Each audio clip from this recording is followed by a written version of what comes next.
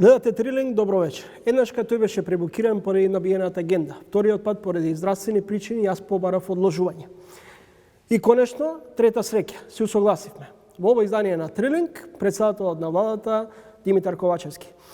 Господин Ковачевски, пред да говориме за фудбалскиот меч во државна установа на вашиот заменик премиер, она што може би вас како влада ви создава голема главоболка, а и кај граѓани, тоа е задолжувањата, еврообврзницата. Може ли со ова перманентно задолжување да фатиме крај со крај или тонеме во голема дупка во која според одредени показатели и покрај тоа што се задолжуваме, не гледаме сериозни инфраструктурни и капитални инвестиции, а според упатените со ваквото задолжување нема најава за сериозен економски раст. Во однос на задолжувањето, прво треба да се погледне структурата на целиот јавен долг и доколку го погледнете, ќе видите дека минатата година ја завршивме со 57% задолжување во однос на домашниот производ, што значи дека не е зголемување на долгот, туку сме имале намалување во однос на она што било претходно. Исто така ние сега точно издадовме еврообврзница, која што еврообврзница е издадена со цел заради враќање на еврообврзница и задолжување направено порано. Ние имаме еврообврзница од 2016 година од владата на ВМРО ДПМН, која што треба да се врати во јули оваа година. Што значи дека со оваа еврообврзница се репрограмира, односно се враќа долгот кој што претходно бил направен. Дополнително кога зборуваме за задолжувањето визави капиталните инвестиции во државата, и минатата и оваа година го следиме златното правило на финансиите, а тоа е задолжувањето да биде поголемо од дефицитот, односно инвестициите да бидат поголеми од дефицитот, а задолжувањето да се користи за капитални инвестиции. Минатата година ја завршивме со историски највисоко ниво на капитални инвестиции од осамостојувањето на државата, 465 милиони евра. Може ли да издвоите еден сериозен капитален? Значи, минатата година јас бев на пуштањето на експресниот пат до Кочани.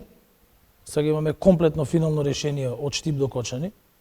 Исто така беа направени голем број на градинки. Во текот на изминатите 5 години се направени 78 градинки во државата.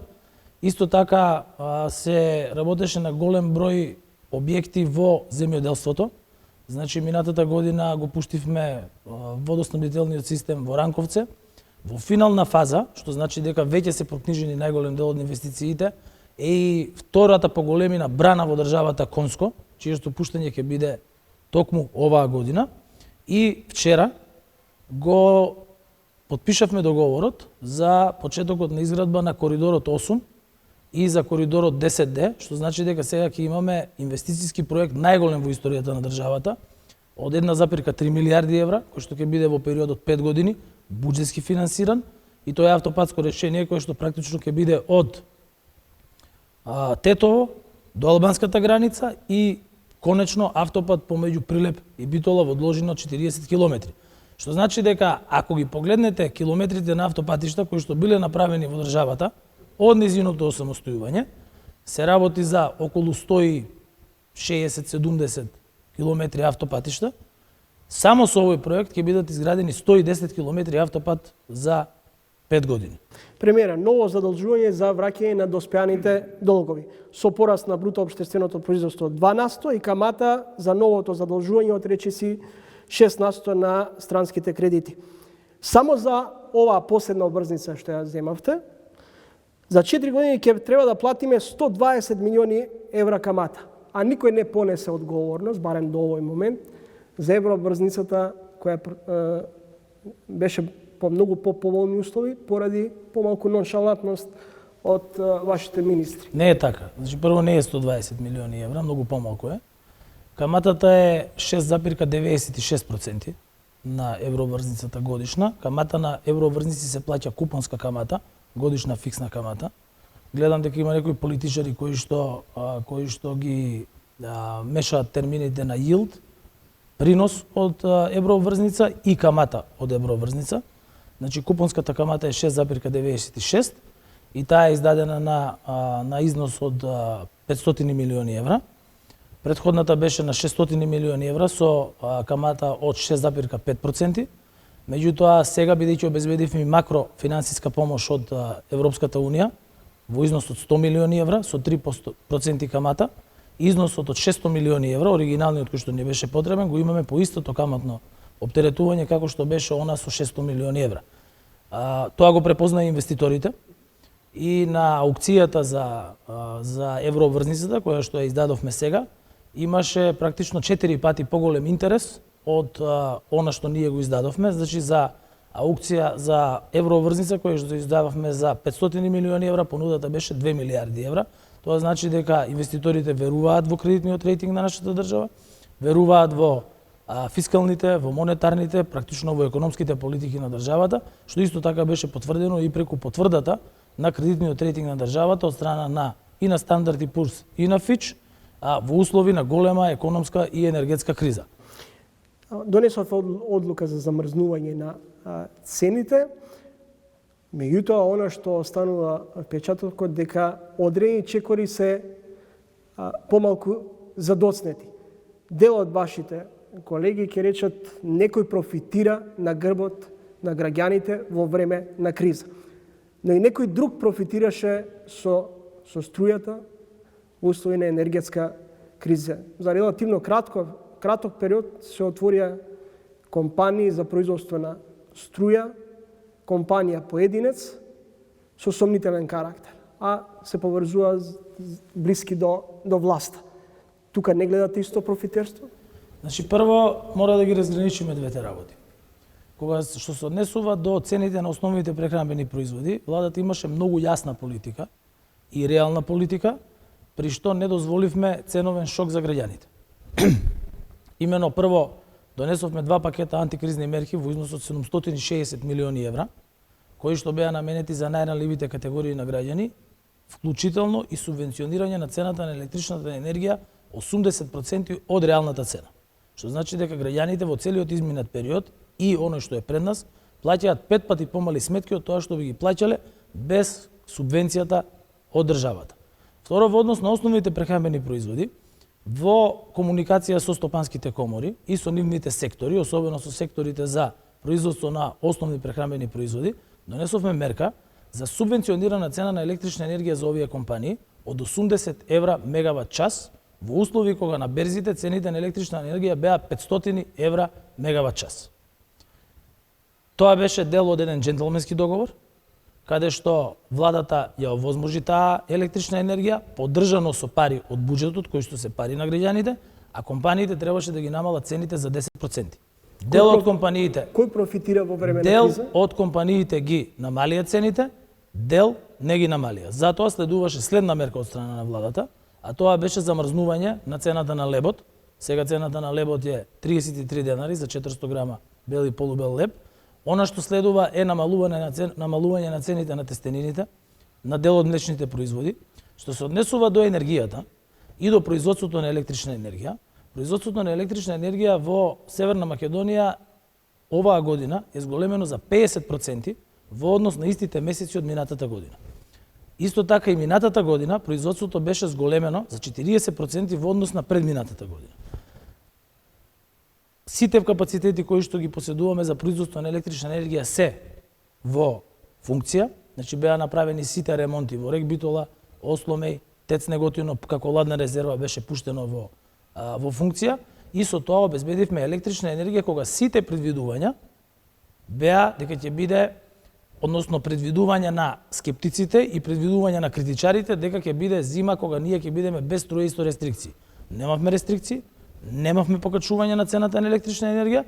Од 1 јануари имаме намалување за 20% на цената на електрична енергија за 72.000 компании на регулираниот пазар и иста цена на електрична енергија за 90% од домаќинствата кои што рационално ја користат електричната енергија. Исто така, во државата имаме и енергетска трансформација, бидејќи секоја криза се користи и како можност за трансформација на одредени делови од индустријата. Таа трансформација е транзиција кон обновливи извори на енергија и диверсификација на снабдувањето со електрична енергија и други енергенси. Само од 1 јануари минатата година до 28 февруари оваа година во нашата држава се ставени во употреба, значи произведуваат електрична енергија 182 мегавати капацитети од обновливи извори на енергија, доминантно фотоволтаици. Ве молам, владата се реструктурира, Таравари стана дел од владината коалиција. Истиот тој лидер на Алијанса на албанците, кој до вчера постојано ве критикуваше како тандем СДСМ и дека сте корумпирани. Како сега триото Ковачевски, Ахмети и Таравари ќе работат? Се чини дека наместо националниот интерес превладувал партискиот интерес. Јас кажав дека оваа реконструкција на владата не е водена ниту од партиски, ниту од личен, ниту од чисто дневно политички интерес. Туку напротив, таа реконструкција на влада обезбеди политичка стабилност во државата, обезбеди зголемување на ефикасноста на носењето на одлуките пред се во собранието, меѓутоа исто така и кадровско освежување во владата. Но се чини дека малку се преигравте, условно кажано, бидејќи на почеток велевте дека ќе стигнеме до 70-74 пратеници. Јас кажав дека ќе има зголемено парламентарно мнозинство, во исто време кога опозицијата велеше дека тие обезбедиле парламентарно мнозинство. Вие се сеќавате како опозицијата, односно претседателот на опозицијата, велеше дека во јануари или февруари тој ќе има, или почетокот на февруари, тој ќе има 61 пратеник, ќе биле распишани предвремени избори и тоа бараше да бидат во мај, за да не се справува со енергетската криза која што завршува на 1 мај. Дали СДСМ и вие како лидер и премиер станувате заложник на албанската етничка заедница која во еден период тераше тезата дека без албанците не може влада или без албанците нема да ја биде Македонија? Гледате, прво, тоа е теза која што сметам дека е надмината во нашата држава со потпишувањето на Охридскиот рамковен договор. Второ, како председател на влада, јас ги гледам колегите министри како професионалци кои што извршуваат својата работа пред се и никогаш не сум навлегувал во етничкото потекло на некого, без разлика какво и да е, дали е македонец, дали е албанец, дали е влав, дали е ром, туку пред се од тоа со каков професионален и личен капацитет и интегритет влегува во извршувањето на одредена професионална функција. Она што е исто така важно е дека кога се работи на остварување на цели, кога се работи на остварување на визија и кога партнери во било која работа, а пред се во политика, имаат иста и цел и визија, тогаш не може да се работи за никакво заложништво. Доколку ги погледнете програмите на партиите, тогаш сите партии во владата имаат цел за членување на Северна Македонија во НАТО, што го направивме, и за членување на Северна Македонија во Европската Унија, кој што процес го отпочнавме. И овие политички партии го поддржаа тој процес, односно носењето на заклучоците во собранието во месец јули минатата година, кога практично преку носењето на тие заклучоци ја прифативме преговарачката рамка, која што беше доставена од страна на сите земји членки на Европската Унија, представувана од француското претседателство, подоцна и од чешкото претседателство, и нашата држава после 17 години чекање со заштитен идентитет, заштитен македонски јазик, ги започна преговорите со Европската Унија. Како може да говориме за независно судство и обвинителство кога се избираат татини обвинители, кога нема расчистување на случајот со неколку сомнителни несреки? Јас секогаш кажувам и ќе продолжам да кажувам дека судството и обвинителството мора да работат независно од било какви политички или бизнис интереси. И на крај, јас никогаш не ги генерализирам работите, дека нешто се не чини или нешто се чини, доколку е составено од поединци, туку секогаш треба да се унапредува било кој систем, тука мислам и на правосудниот систем, тоа унапредување да се прави преку унапредување на кадрите кои што ги има, идентификување на оние кои што се добри, идентификување на оние кои што треба да се унапредат, меѓутоа идентификување на оние кои што можеби не ја извршуваат работата на начин на кој што треба да ја извршуваат. Може ли да говориме за правна сигурност во државата? Во ситуација кога големи зверки се спогодуваат со обвинителството и Гледате, вие повторно ми поставувате прашање нешто што не е во домен одговорност или во било каква ингеренција на владата. Бидејќи спогодба прави обвинителство со одредена личност. Тоа не може да го прави владата. И затоа тие прашања треба да се упатуваат таму кај што им е вистинската адреса. Еве кога велите дека на погрешна адреса го поставувам прашањето, дали на погрешна адреса го поставувам прашањето дека во високите ешалони на власта има корупција и криминал? Па тоа ќе ви кажам дека само минатата година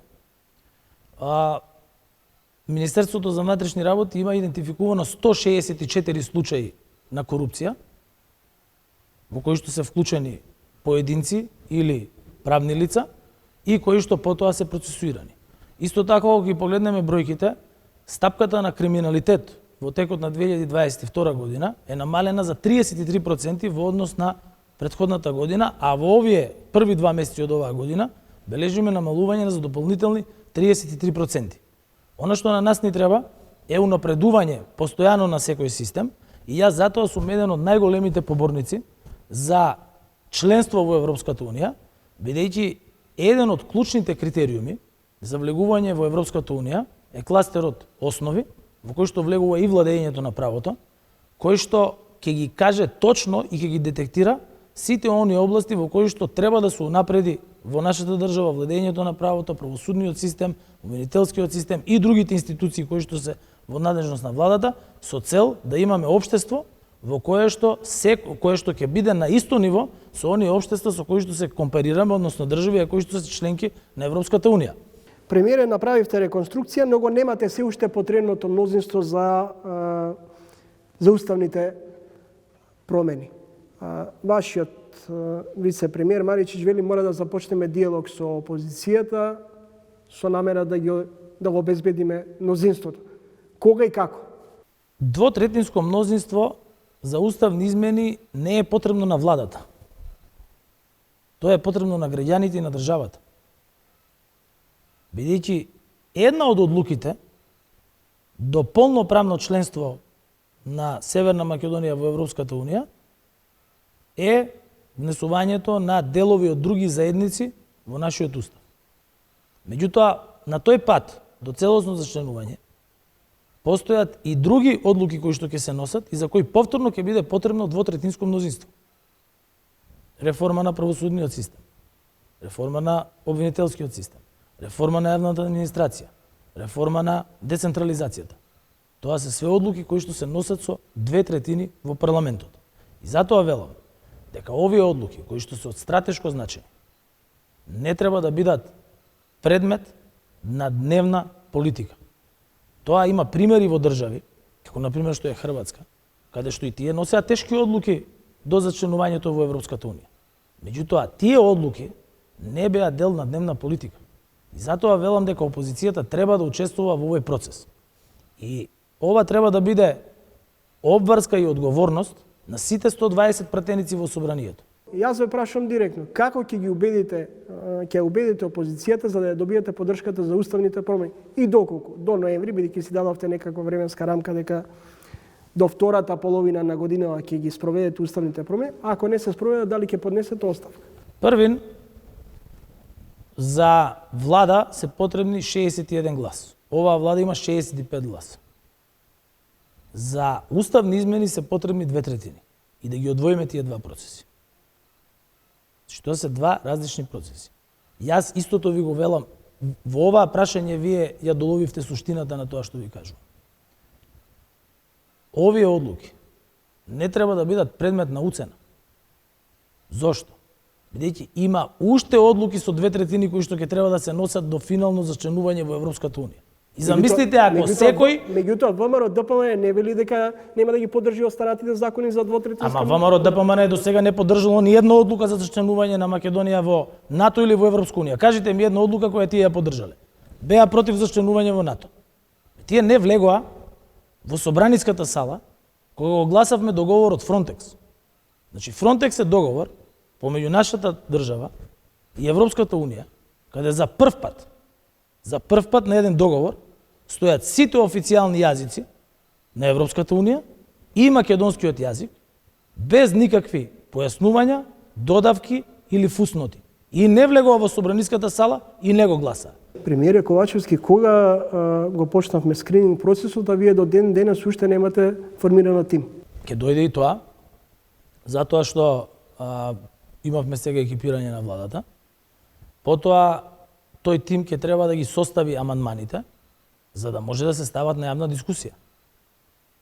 Да ги видат и деловната заедница, и академската заедница, и невладините организации, медиумите, преку медиумите сите граѓани, за да може да се уверат сите за каква промена се работи. Премиере Ковачевски, вие неодамна рековте дека преговараме со Брисел, а не со Софија, меѓутоа патот до ЕУ оди преку Бугарија. Имајте во предвид и имате сигурно дека на секој поглавје Бугарија може да не стопира. Јас стојам за тоа дека ние преговараме со Брисел, а не преговараме со Бугарија. И патот за Брисел не води преку Софија. Бидејќи процесот на Ќе стигнете до процесот на пристапување во Европската унија е процес во кој што се исполнуваат критериуми. Кои што критериуми ги одобруваат 27 земји членки на Европската унија. Ние со Бугарија имаме билатерални прашања, кои што билатерални прашања ќе се решаваат билатерално. Ние имаме и со Грција билатерални прашања, кои што ќе се решаваат билатерално. И Хрватска и Словенија имале билатерални прашања, ги решаваа билатерално. Меѓутоа големите одлуки ги донесоа и станаа земји членки на Европската унија. Идната недела средба во Охрид на Вучич и Курти. Охрид, градот на УНЕСКО, очигледно станува место каде се постигнуваат големи договори. Може ли доколку не се постигне согласност меѓу Белград и Приштина да дојде до радикализација на состојбите во регионот? Најпрво, ние секогаш како држава го поддржувавме диалогот помеѓу Србија и Косово со посредство на Европската унија и на Соединетите американски држави. Големо признание за нас и за мене е тоа што токму Охрид ќе биде домаќин на следната рунда на преговори кои што ги имаат премиерот на Косово и претседателот на Србија, односно Косово и Србија. Тоа само го потврдува фактот дека преку зачленувањето во НАТО, преку решавањето на сите отворени прашања со соседите, ние сме во моментов фактор на стабилност на Балканот.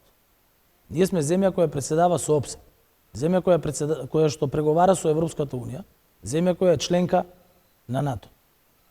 Замислите кај бевме пред 2001 година. А гледате кај сме денес. Јас сметам дека единствено решение може да се постигне за било кој конфликт низ дипломатски напор и низ преговори. Јас не можам да ги коментирам преговорите кои што се водат помеѓу Косово и Србија, иако информации кои што се потребни да ги имам.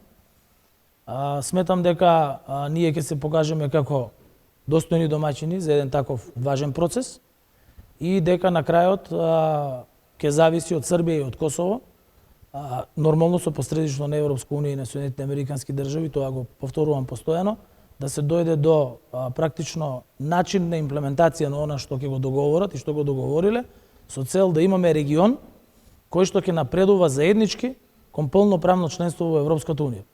Колку денеска е присутно руското влијание на Балканот, пред се во Северна Македонија, Србија?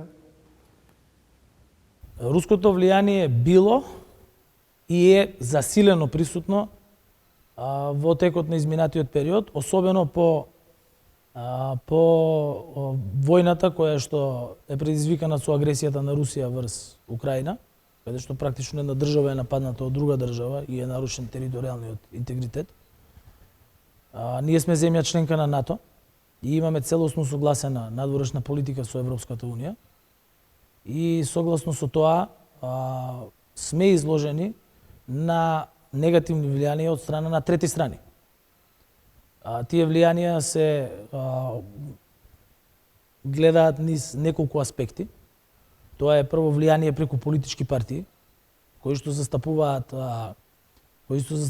диаметрално спротивни ставови во однос на зачленувањето во НАТО и Европската унија. Значи ние имаме политички партии кои што се против зачленување на државата во НАТО и во Европската унија.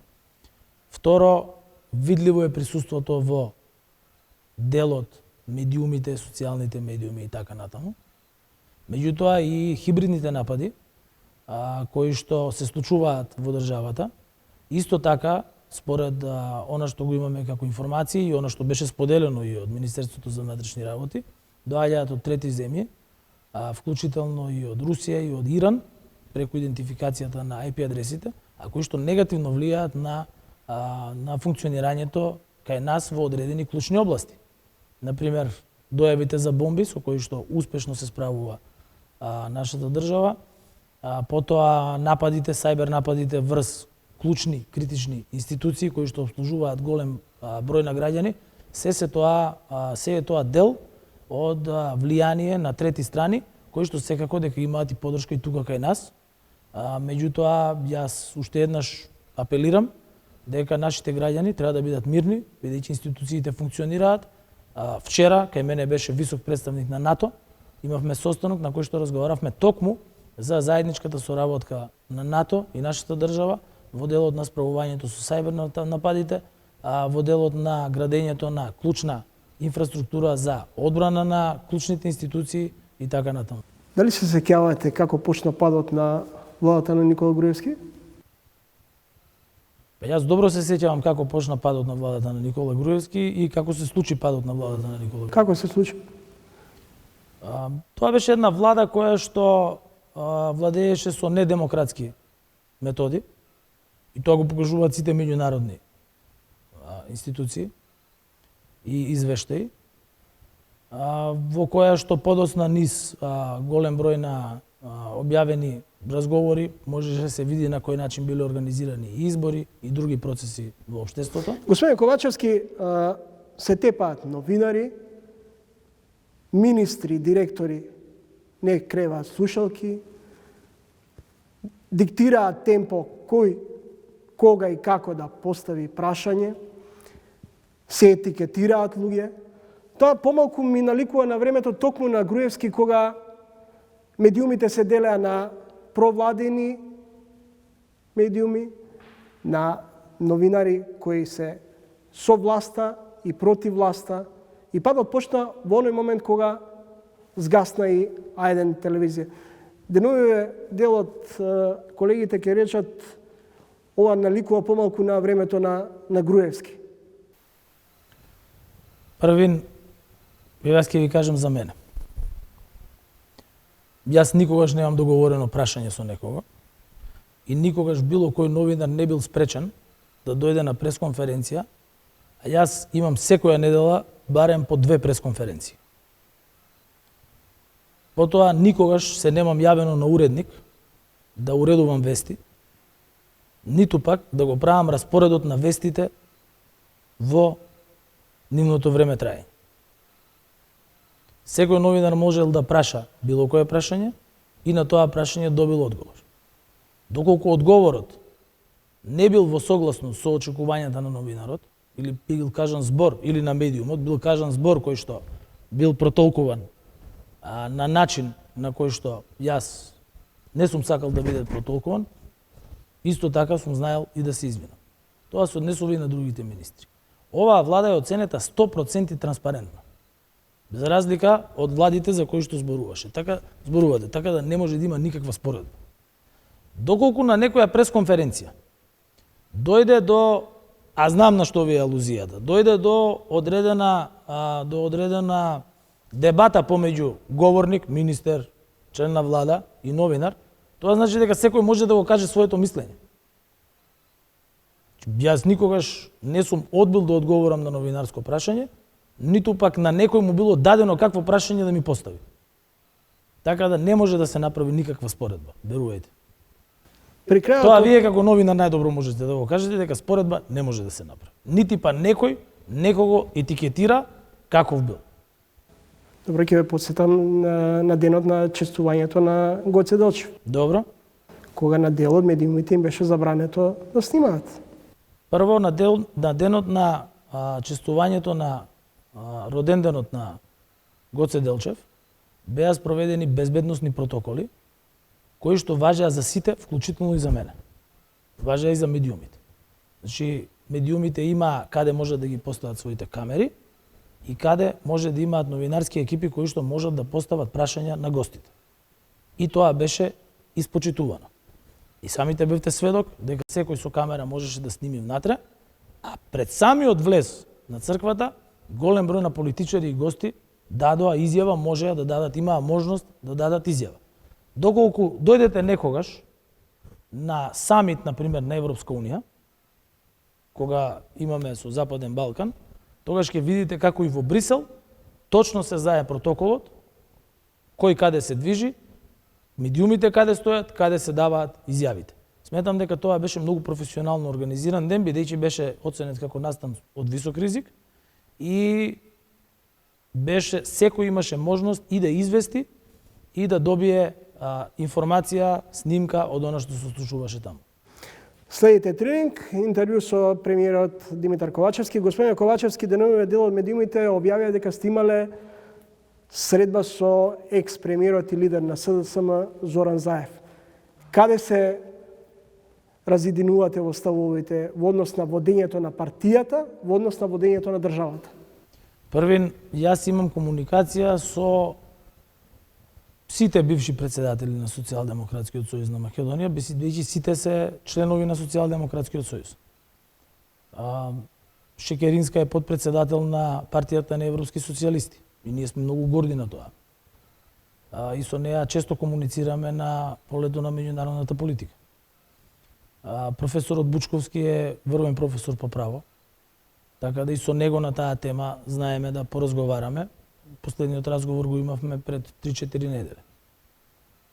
Со премиерот Заев, тој сега има своји други обврски со кои што се бави, така да вие ме прашавте дали имало разидување или конфликти. Значи немало ниту разидувања, ниту конфликти. Имаше одредени надписи кои што тој ги демантираше. Сите одлуки во Социјалдемократскиот сојуз на Македонија се носат многу транспарентно и низ дебата во телата. Господин Ковачевски, пред разговорот кога ве прашав како сте, ми рековте уморен. На крајот од овој работен ден ќе го повикате тимот на Груби да изиграте мало фудбал во големава сала? Знаете како, секој има право да го организира просторот во својата канцеларија, каде што поминува најголем дел од денот на начин на кој што смета. Добро, тоа го слушнавме и деновиве ваши. Тоа е и мојот став. Помалку изгледа невкусно во услови на криза. Јас во мојата канцеларија имам единствено лаптоп и таблет. И еден куп барокни фотели оставени од еден бивши премиер, кои што се многу поскапи од било каков спортски реквизит. Таму гледам дека и амбасадори кога идеа се сликаат и така натаму. Прашање за тоа како некој ја уредува својата канцеларија, просторот во кој што работи, е прашање за секој индивидуално. Јас имам колеги премиери кои што имаат кошеви во канцелариите. Меѓутоа јас немам. Ви благодарам за интервјуто. Ви благодарам и на вас. Поштовани гледачи, тоа беше претседателот на македонската влада Димитар Ковачевски. По кратката пауза за реклами следуваат и останатите содржини за овој издание на Тренинг. Следете не.